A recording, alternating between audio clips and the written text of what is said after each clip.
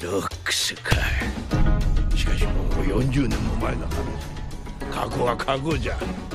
すりゃ脅威じゃが。事件は必ずわしらの想像を超えている。C'était au chapitre 907 que Garp avait déjà annoncé le cataclysme du dernier chapitre de One Piece. Si la réunion d'anciens membres de l'équipage des Rocks devait avoir lieu, ce serait un désastre sans précédent, une catastrophe défiant tout entendement.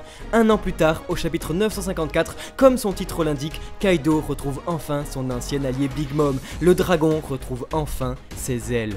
Bonjour tout le monde et bienvenue au Mon Corbeau, voici Kitaro. Et voici Kamaltero. Et bienvenue dans l'analyse complète du chapitre 954 de One Piece.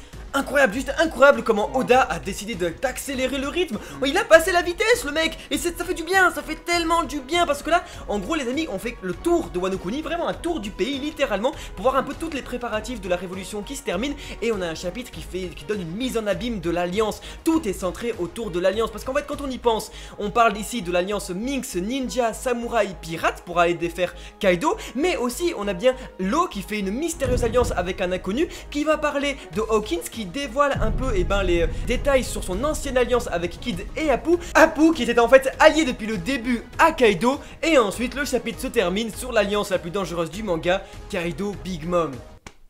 Alors qu'on avait une dizaine de chapitres pour un jour sur Wano, on a un chapitre pour 3 jours. Le rythme s'accélère énormément et les amis, absolument dingue. Au Mon Corbeau, on accélère un petit peu les choses aussi. Et on voulait vous dire quelque chose de très important, c'est que la semaine qui arrive jusqu'à dimanche prochain, eh bien il y a des vidéos très importantes, sans doute les vidéos les plus importantes qui sortent sur la chaîne, en tout cas jusqu'à dimanche. Pour fêter les 4 ans de la chaîne. Voilà, quelque chose qui nous tient énormément à cœur. Soyez attentifs pour les publications sur la chaîne. Si c'est pas le cas, eh bien abonnez-vous, activez tout ce qu'il faut pour avoir la notification, puisque vraiment jusqu'à dimanche, il va y avoir des vidéos qui vraiment nous tiennent énormément à cœur. Et également un petit peu, eh bien c'est pour nous encourager vis-à-vis de toutes nos analyses qu'on fait les week-ends, vous savez, sur les reviews. C'est un énorme plaisir, c'est absolument fantastique. Et un petit peu, eh bien si vous voulez nous remercier parce que c'est le plus beau des cadeaux, n'hésitez surtout pas à nous rejoindre au Mon Corbeau. Et puis ça vous permettra également de ne pas louper ce qui arrive dès dimanche prochain. Merci d'être de plus en plus nombreux chaque jour à vous abonner au Mon Corbeau. C'est un total délire, c'est un véritable... pas un tel délire qu'Wano quand même. Et oui, en effet, Kitaro, car ici on a un chapitre donc comme je disais complètement centré sur les alliances qui apporte plus de questions que de réponses, mais vous inquiétez pas, l'analyse du Mon Corbeau est là pour vous éclairer tout ça. On va donc parler en première partie de 2 nouveaux katanas pour Zoro qui vont trancher 2 personnes. Ensuite en deuxième partie, on va ici parler de tous les préparatifs de la révolution et surtout des 2 Big Brain Death Note, le truc hyper sombre de Wano avec Law et Hawkins. Et en troisième partie, bien sûr, de Big Mom et Kaido et Apu.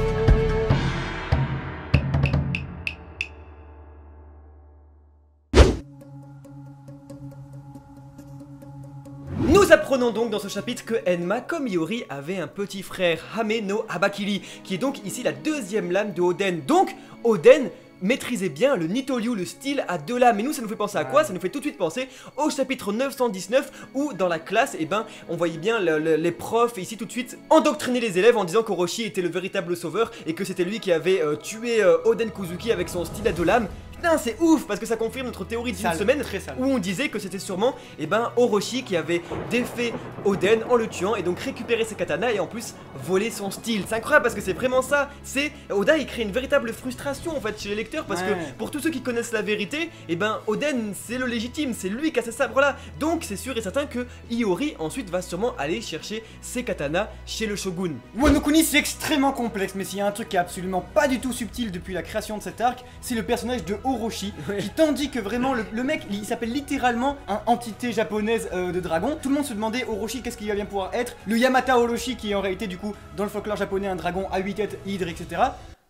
C'est lui. Aujourd'hui nous avons le Hame no Habakiri, sabre éponyme du coup du héros légendaire qui a aussi le Yamata Orochi dans le conte du même nom. C'est pas subtil. Voilà, c'est absolument pas subtil. L'arc de Wano il est extrêmement fifou pour plein de choses. Cependant pour ça, et bien du coup on a quelque chose d'assez clair, c'est que ce sabre blanc qui va un petit peu se définir vis-à-vis de sa grande sœur qui est noire, et bien lui va servir à oxyre Orochi pour venger un petit peu Oden. Et là où c'est vraiment stylé, c'est que du coup nous avons un Roronoa Zoro qui décide, malgré que c'est quand même bien compliqué pour les lecteurs, hein, et bien de renoncer à Shusui pour la belle Enma. Parce que oui, Oda en accélérant le rythme fait carrément une ellipse de 48 heures depuis Ringo jusqu'à Kuli au village d'Amigasa, à la réunion de tous les fourreaux rouges ou presque, où on retrouve Zoro avec seulement 2 katanas, donc ça veut dire qu'il a toujours pas repris Shusui. Aussi très important, il manque exprès une personne, et comme par hasard c'est Iori Kuzuki. Et donc nous, on pense bien qu'elle est allée chercher ces 2 katanas chez le shogun, c'est pour ça en fait qu'elle s'est rapprochée d'Orochi pendant ce temps-là, c'est peut-être pour récupérer l'héritage de son père. Alors nous, ce qu'on pense au Mont Corvo, c'est que vous savez sur la page de couverture où ça avait été teasé pour la première fois Enma avec Zoro tenant une carte avec les kanji carrément littéralement de Enma et une carte au trésor avec un katana et tout, c'était marqué 972 dessus. Ce qu'on pense nous c'est que c'est la prochaine étape logique en fait. Orochi doit tomber avant Kaido, le pays de Wano doit être pris par la révolution avant d'aller sur Onigashima. Donc je pense que Zoro au chapitre 972 va trancher les 8 têtes d'Orochi avec le Hame no Abakiri et ensuite rendre le katana à Momonosuke. Et là-dessus très important, frères et sœurs pourront donc enfin se retrouver parce que Orochi ne les menacera plus comme le petit frère l'avait dit au chapitre pile 928, on ne se retrouvera pas tant que Orochi sera là. Souvenez-vous, on avait un Kawamatsu totalement désarmé lorsque la petite Ilioli l'avait quitté. Ouais. Et du coup on comprend que qu'est-ce qui pouvait donner envie à une petite fille comme ça de partir toute seule dans la nature alors qu'elle avait un des plus puissants samouraïs à sa botte. Et bien c'est tout simplement parce que je pense qu'elle avait l'héritage de son padre à sauver, qu'elle a dédicacé toute sa vie à retrouver ces 2 lames. Et du coup là où c'est très important c'est qu'en effet Wano Kuni, il est essentiel de nettoyer le pays avant d'aller sur Onigashima. C'est là la beauté de la chose, c'est que Shusui qui doit être rendu pour conjurer le sort ultime de Ryuma Shimotsuki qui voulait que lorsque la lame a été dérobée à son corps, la malédiction, toutes les guerres de Wano, etc. Vous allez voir les amis. Zoro n'a plus Shusui, elle a été rendue à son propriétaire, en tout cas à sa tombe. Et je pense qu'à partir de là, vous allez voir que tout va partir crescendo, en tout cas sur les terres de Wano. L'intrigue de Wano va bientôt se terminer, qui va être la fin sans doute de l'acte 2, qui voudra que avant d'aller sur Onigashima, le pays sera totalement nettoyé. Orochi va tomber de la main de Zoro grâce à la lame d'Oden qui va pouvoir enfin se venger, parce qu'au final, Oden, qu'est-ce qu'il n'est pas s'il n'est pas Wano lui-même? Et est-ce qu'on n'arriverait pas à la fin de l'acte 2 de Wano? Et donc c'est pour ça que Iori est parti pour jouer de la shamisen. Si dans la grande subtilité d'Oda, il semblerait bien que Hame no Abakiri va trancher Orochi pour résoudre les problèmes de Wano, celui de Enma n'est pas encore décidé. Il faut se rendre sur Onigashima pour que du coup, la gardienne des enfers ait enfin son rôle. Et Oda n'arrête pas de détailler son monde de plus en plus, et dans ce chapitre là nous apprenons donc l'astuce de Yasue Shimotsuki. Carrément on en est vraiment là, je veux dire, sur un changement de bout de papier carrément pour que le plan aille jusqu'au bout. Qu'est-ce qui se passe alors? C'est que vous savez sur le papier on avait une vipère en fait, et tout ça indiquait un porc. La vipère en mettant 2 pattes a été transformée en lézard. Vipère se disant Abu en japonais, c'était le premier lieu, le port de Abu, le lieu de rencontre, mais après l'incident de Yasue Shimotsuki, ça s'est transformé avec 2 petites pattes en lézard qui signifie Tokage en japonais, et donc le port de Tokage pour aller droit sur Onigashima. Et prenons 2 secondes les amis pour parler de la beauté plastique de One Piece, parce que quand je dis que Oda détaille son monde, c'est autant sur le fond que sur la forme en fait. Parce que là en un seul chapitre, qu'est-ce qu'on a? On a un village dans les arbres géants japonisants, on a une forêt de bambou, on a une mine prisonnière dans une carrière de pierre et tout, c'est incroyable. Et surtout on a aussi des ruines sous la neige à Ringo, et en parlant de Ringo, on a quand même comme on disait une ellipse de 48 heures, et ça veut dire que Zoro a forcément vu la tombe de Ryoma. C'est à dire que tout cet arc là avec Onimaru et puisque tout, c'était la condition pour ne plus avoir Shusui et qu'il n'a plus Shusui après ces 48 heures, forcément il a vu Onimaru, il a vu ce renard, il a parlé des Shimotsuki, il a parlé de tous ces bails là, et s'il a accepté au final de rendre son arme avec cette condition là, on peut que espérer qu'il connaît une vérité supplémentaire sur la famille Shimotsuki. Donc c'est incroyable, vous voyez comme c'est hyper riche vraiment sur le fond comme sur la forme, et quand on y pense là, la réunion de tous ces samouraïs avec tous des tailles différentes, c'est un tableau en fait, il y a vraiment plusieurs en plus plans et tout, c'est trop beau, c'est Momo au milieu là. Et à chaque fois ça casse les yeux de ouf, parce que c'est Ichiroda, parce que c'est lui, c'est très c'est toujours très gris, c'est toujours plein de trucs à voir, plein de détails et tout, c'est un style, c'est où on aime ou on n'aime pas, et moi personnellement j'adore, genre vraiment c'est un truc de fou. Et surtout dernier encore environnement, c'est la capitale des fleurs, c'est carrément dans une maison dans la capitale des fleurs où on retrouve une chambre de torture ou quoi, où dedans il y a les 2 big brains de Wano, le scénario Death Note.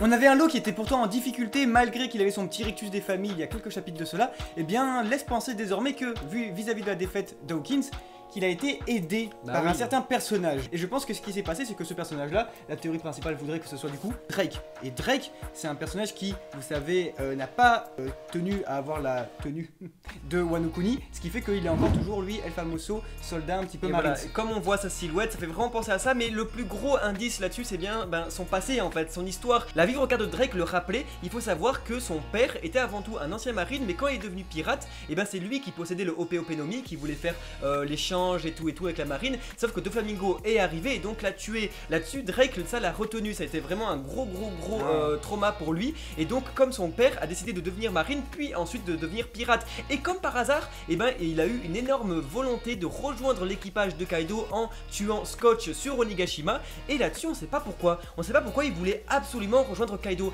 Est-ce que ce ne serait pas parce que Doflamingo était sous ses ordres, parce que c'était le joker du deck de cartes de Kaido, et c'est pour ça que sa vivre card indiquait aussi qu'il était très intéressé par l'alliance Luffy-Law, tout simplement parce que c'est elle qui a défait Doflamingo à Dressrosa, et d'ailleurs, et ben à la fin de Dressrosa, on voyait Drake qui recevait la nouvelle sur Onigashima, et ben sous la neige, Ouais. où il lisait le journal et qu'il disait ouais Captain, c'est pas lui qui avait tué votre père et tout, et lui il y avait 3 petits points et on voyait qu'il était content. Est-ce que Drake serait donc pas tout simplement en train de rembourser la dette qu'il a envers Law et Luffy? Et quand on parle de changer de camp, Oh, il y a dis- quelque chose de très bizarre ici. C'est la phrase du coup d'Hawkins qui dit Allô, t'as ton petit truc avec Luffy, tout ça se passait bien, t'as changé d'avis. Donc ça veut forcément dire un changement, un retournement de veste de la part de Law. Ça ne veut pas forcément dire que c'est un traître ou quoi, absolument pas. Ça veut cependant juste dire que eh bien, il a changé d'avis vis-à-vis de Luffy et de son alliance. Ça peut très bien dire qu'il peut faire cavalier seul, comme il peut décidément se tailler. Franchement, Ça, voilà. Et en fait, oui, on a vraiment un chapitre qui est tourné tout autour de l'alliance, parce que en plus, qu'est-ce qu'on apprend? Et ben, c'est vraiment les véritables intentions d'Hawkins, parce que Law lui demande qu'est-ce qui s'est passé avec ton alliance avec Kid et Apu. Et là, énorme révélation quand même. Quand on apprend alors que Kid et Killer, c'est les réels MVP qui sont allés se battre directement, ils ont pas hésité, quitte à crever, ils sont allés affronter l'empereur. D'ailleurs, ça fait vraiment penser à un parallèle Luffy Zoro. En tout cas, ça vraiment, je vois vraiment ici les deux têtes brûlées qui y vont et tout. Il y a vraiment les deux personnages, ils sont pas éloignés. depuis hein. chez Abody, hein. Voilà, c'est ça, donc ça qui est très intéressant, mais surtout, véritable information, c'est Apu qui depuis le début en fait était déjà dans le camp de Kaido. Ça je trouve ça dingue quand même, je trouve ça vraiment dingue comme quoi en fait le personnage déjà c'est un énorme... C'est quand même hyper intéressant, mais on va revenir à la toute fin de cette vidéo, et surtout Hawkins aussi, qui bah lui avait dit, c'est trop cool, quand même, j'avais 0% de chance de l'affronter, j'avais 0% de chance de m'enfuir, j'avais juste 40% de survie en rejoignant son camp, et ça je trouve ça énorme parce que ça montre aussi où est-ce qu'est le cœur d'Hawkins, que lui il n'est pas content d'être là en fait, comme Kid n'est pas content d'être là, comme Drake n'a pas l'air d'être content d'être là, ils sont tous, en fait tous se chient dessus dans Kaido, et c'est un truc de fou, à part Apu qui fait un peu trop le malin, ça confirme un peu en tout cas notre théorie qui veut que toutes les supernovas à la fin de l'arc se retournent contre Kaido, parce que là, les amis, comment tu veux vaincre ça?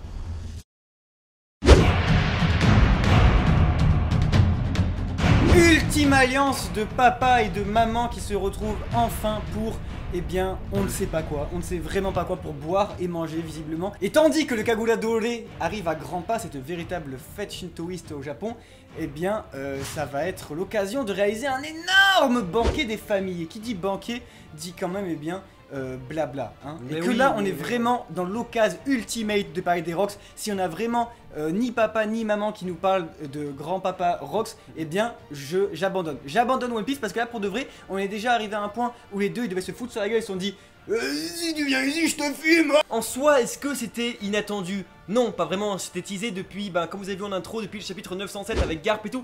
Et c'est ça qui est hyper intéressant, c'est que vraiment, Garp le dit, c'est un cataclysme sans précédent le machin. Comment Luffy va pouvoir vaincre ça? Et là, c'est assez intéressant, c'est que comme par hasard, l'Alliance a réussi à réunir 5000 hommes pour affronter Kaido. C'était à peu près le but, c'était le deal. On s'était dit, bon, 5000 hommes, ça devrait le faire contre Kaido. Bam! En fait, il faut le double parce que Big Mom, elle se joint à la partie. Donc, là-dessus, très intéressant, c'est qu'il en faudrait 10 000. Et là, Eiichiro Oda, pile interview, pile quand le chapitre sort, lance quoi sur YouTube? Énorme info, Oda a dévoilé que le grand incident de la flotte des Mugiwara annoncé au chapitre 800 pile arrivera très bientôt. L'incident de la flotte des Mugiwara, qui est composée d'environ 5000 membres, ça ferait le double, on arriverait à 10 000 pour les doubles empereurs sur Onigashima, bataille de ouf. Oda il est en train de nous préparer vraiment une Marineford 2.0, en gros vraiment une armada d'empereurs qui arriverait sur une île pour sauver Luffy, je sais pas trop quoi, parce qu'il pourrait voir sa vivre carte se consumer ou je ne sais quoi, pour affronter quoi? Le délire, un véritable délire. Et on voit la flotte débarquer, Je pense que veux c'est ça. Usopp qui disent que j'ai derrière moi 8000 hommes. Et là, il y a toute. Non, mais ça va se passer comme ça. Vraiment, qu'ils disent j'ai 8000 hommes derrière moi. Et là, t'as tous les samouraïs. T'as toute la flotte de Luffy qui débarque et tout. On va être là en mode.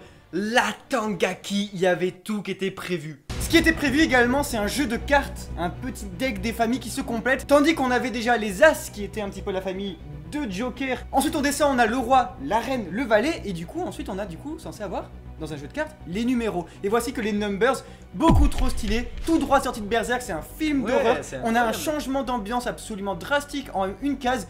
Deux petits enfants de Wano absolument terrifiés sur les numbers arrivent. Et calme-toi, c'est juste Apu. On tourne la page, on fait Ocon de lune. En plus, c'est hyper intéressant d'avoir fait vraiment juste de mettre un arbre. Vous savez, juste pour l'échelle, c'est bien foutu. Il y a juste Et d'un coup, que le des gros ruines, voilà, truc et un là. énorme truc dans une ombre. Et surtout vraiment des démons, qu'on en est plus. traumatisés, on est tous traumatisés de Thriller Bark et de ces ombres géantes qui ne sont absolument pas celles-là puisque celles de Thriller Bark font environ Ouais. 100 fois plus de Ouais, taille. ouais. Mais on est traumatisés de ces trucs là, on va absolument pas les revoir. Et là on les voit, ils déambulent, c'est Berserk, on se dit ah rentrez chez vous. C'est un truc de fou qu'encore une fois on voit que Oda met vraiment tous les coups de détail partout, de savoir que l'équipage de Kaido est en fait un deck de 32 cartes, tout, c'est incroyable, c'est monstrueux.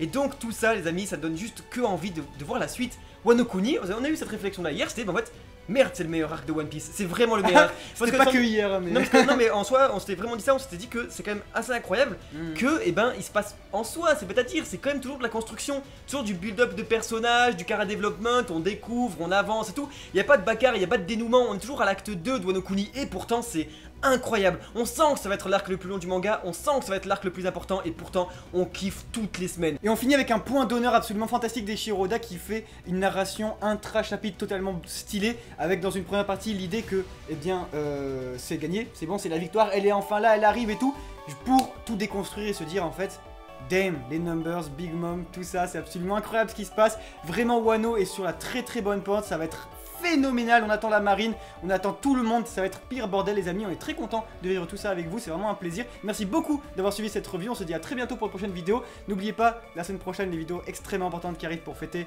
les 4 ans de la chaîne. Oui. C'était Kamaltero. Et c'était Kitaro, Ciao, ciao. ciao.